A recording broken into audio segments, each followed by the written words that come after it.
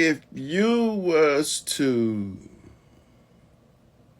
allow yourself to really go after the things that mean the most to you in this life, if you would really allow yourself to go after those things, how far can you go?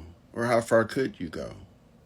A lot of times, many of us have roadblocks that are in the way for the things that we want to do and achieve in life.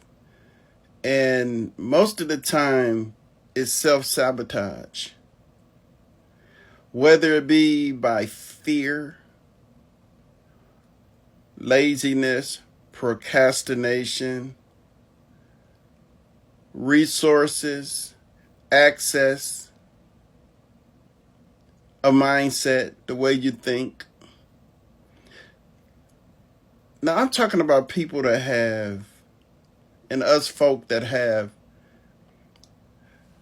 high expectations for ourselves when it comes to goals and life achievements. All of our goals and life achievements don't have to be something huge and always dealing with a whole bunch of money and millions of dollars and all that type of stuff. The average black person have not even almost grew up around nor handled anything to that level. But that don't mean that you can't desire or want to have high goals and high expectations for yourself.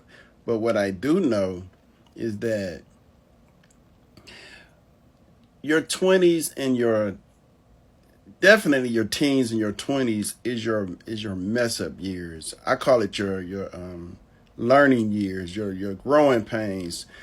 When you're in your teens and your 20s, them are your growing pain years, whereas you just traveling through life with no set goals. Immediate goals are your earnest things to achieve and desire. But when it comes to things like, what do you want to do with the rest of your life? And how do you see yourself and how do you see your life? A lot of times, most folks don't even know in their teens and their 20s. They just think they know. They just think they know. And if I was to speak about the black culture, most of your black youth want to be entertainers or athletes. Though there are hundreds of careers and things to achieve and go after, most want to be entertainers, rappers, and sports figures for the men. And for the women, many would want to be models or supermodels. Probably more women, more so than men, want to open up businesses. Women tend to want to be business owners and open up their own business, or find somebody that got a whole lot of money to take care of them. They want to live the soft life. And so many are not even around folks that have high expectations of themselves. And so when you're not around people that have high expectations of themselves and that go after things that are great in this world,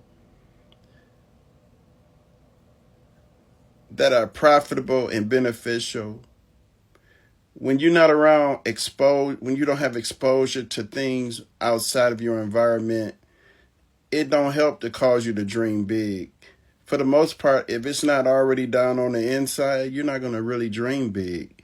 Now, most will watch television. Now it's the internet and see things that they're attracted to and draw from that about what they want to do and what they want to be with their life. And so everybody definitely has a purpose in life. Definitely. Whether you know it or not, you have a purpose, and your purpose is a God purpose. Because even in the Bible, it teaches us that we were all created to glorify God. So God gives us gifts and talents and gives us a purpose, and we tend to desire things and to like things and to want things. But the things that we desire and want and like, that just burns in our spirit, burns in our soul, tend to be more so how you find out what your purpose is in life. The things that make you happy, the things that make you feel fulfilled. To go after those things is true achievement and accomplishments. And so when it comes to life itself, why are we here? What are we here for? Because it'd be a shame for us to not understand that to be birthed in this world, grow up through family, our parents raise us, whether you're in a one household or two household, two parent household or one parent household, and you grow up, you just average, you go to school, come home from school, you watch TV, you play sports, you hang out with your friends. As you get older, you leave from grade school on up till you finish high school. Then you tend to either drop out of school or stay in school and go on to high school, get a job, work a job for years, get into relationships, have a family, have children, and then you continue working and, try to get some money to provide for the simple things in life that, you desire. Get you a car, some try to get a house, some stuck on apartment living. And so we go on like that, hang out, party, have fun, and then just repeat the cycle over and over again. And then you look up one day and you are 50, 60 years old. And you've achieved very little. Some went to college, got a degree, got a job. Some get degrees that some get degrees that don't even produce the type of job or the income that they want. And so that's just the regular life. And then next thing you know, you're an old person and you start seeing, closer to your end of days. And you be like, man, what did I do with my life? That is part of what being in this world brings you.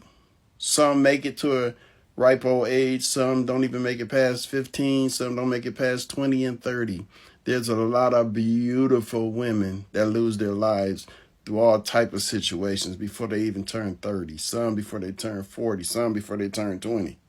Whether it be through illnesses or through other means or whatever.